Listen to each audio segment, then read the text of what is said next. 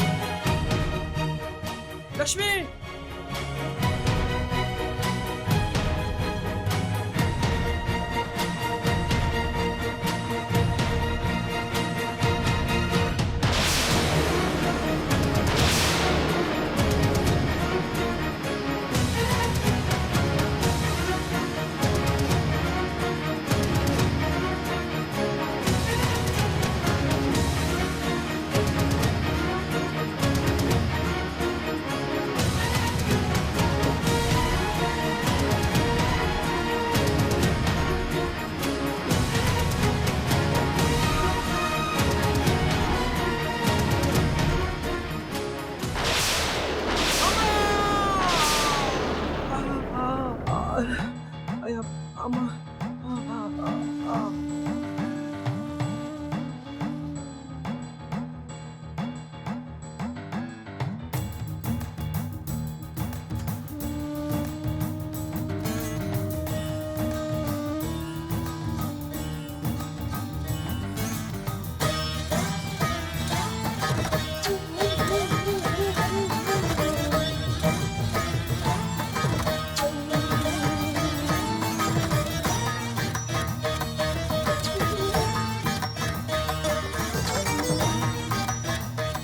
ಏಯ್ ನೀಲ್ಕಂಠ, ಏನು ಇದು?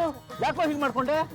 ಲಕ್ಷ್ಮಿ, ನಮ್ಮ ಲಕ್ಷ್ಮಿ. ಏಯ್ ಅದನ್ನೆಲ್ಲ ಆಮೇಲೆ ನೋಡ್ಕೊಳ್ಳೋಣ, ಮೊದಲು ಆಸ್ಪತ್ರೆಗೆ ಹೋಗೋಣ. ಇದೆ ಮೇಲೆ ಸರ್, ನನ್ಗೇನಾದ್ರೂ ಪರವಾಗಿಲ್ಲ ಸರ್. ನಮ್ಮ ಲಕ್ಷ್ಮಿ ಇಲ್ಲೇ ನೋಡಿದೆ ಸರ್, ಇಲ್ಲೇ ಓದ್ಲಿ. ಏಯ್ ಹುಚ್ಚುಂತರ ಮಾತಾಡ್ಬೇಡ, ತುಂಬಾ ರಕ್ತ ಹೋಗ್ತಾ ಇದೆ ಕಣೋ. ಏನೋ ಆಸ್ಪತ್ರೆಗೆ ಹೋಗೋಣ. ಸ್ವಲ್ಪ ಎತ್ತರಪ್ಪ ಅಂತ ಎತ್ತರಪ್ಪ.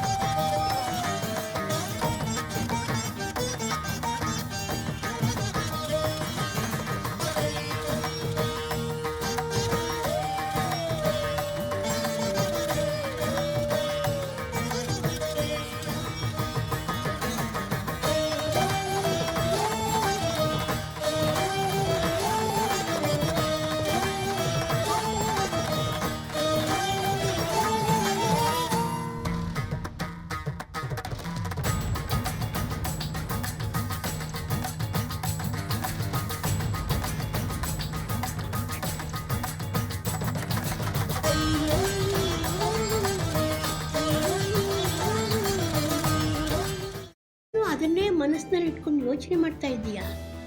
ಮೊದಲು ಅದರಿಂದ ಹೊರಗಡೆ ಬಾ. ನಾನೇನು ಯೋಚನೆ ಮಾಡ್ತಿಲ್ಲ ಅಜ್ಜಿ. ನಿನ್ನ ಚಿಕ್ಕ ಮಗುವಿಂದ ನೋಡ್ತಾ ಇದ್ದೀನಿ. ಯಾವುದಾದ್ರೂ ಯೋಚನೆಯಿಂದ ಹೊರಗಡೆ ಬಂದೆ ಅಂತ ನೀನು ಮಾತು ಹೇಳಿದ್ರು ನಿನ್ನ ಮನಸ್ಸೆಲ್ಲ ಅದರಲ್ಲೇ ಇರುತ್ತೆ. ಅದಿತಿ, ಯಾವುದ್ರ ಬಗ್ಗೆ ಯೋಚನೆ ಮಾಡ್ತಿದ್ಯಾ? ಶ್ರೀಚಕ್ರ ನಮ್ಮ ಕೈವಶವಾದ್ರೆ ಇಡೀ ಜಗತ್ತೇ ನಮ್ಮ ಪಾಳೆ ಪಟ್ಟೆ.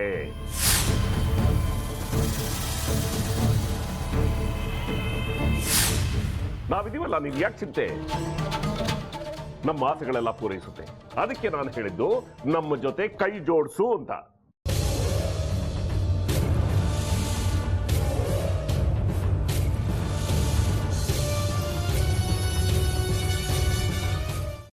ವೆಜ್ ಖಾರ ಬಾತ್ ಮಾಡುವ ವಿಧಾನ: ಒಂದು ಬಾಣಲಿಗೆ ತುಪ್ಪ, ಸಾಸಿವೆ, ಕಡಲೆಬೇಳೆ, ಉದ್ದಿನಬೇಳೆ, ಗೋಡಂಬಿ ಹಾಕಿ ಹುರಿದು ಕರಿಬೇವು, ಬಾಡಿಗೆ ಮೆಣಸಿನಕಾಯಿ, ಕ್ಯಾರೆಟ್, ಬಟಾಣಿ, ಟೊಮ್ಯಾಟೊ, ಕಲ್ಲುಪ್ಪು, ಬೆಲ್ಲ, ಬಿಸಿಬೇಳೆ ಬಾತ್ ಪುಡಿ, ಅರಿಶಿನ, ರವೆಯ 3 ಅಳತೆಯಷ್ಟು ನೀರು ಹಾಕಿ ಚೆನ್ನಾಗಿ ಕುದಿ ಬಂದ ಮೇಲೆ ಹುರಿದ ಬನ್ಸಿ ರವೆ ಹಾಕಿ ಕಲಸಿ.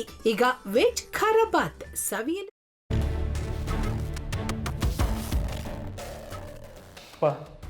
ಇಷ್ಟೋ ತನಕ ಡೆಲಿವರಿ ಆಗಿಲ್ಲ ಅಂದರೆ ಅಕ್ಕನಿಗೆ ಏನಾದರೂ ಪ್ರಾಬ್ಲಮ್ ಇರ್ಬೋದಾ?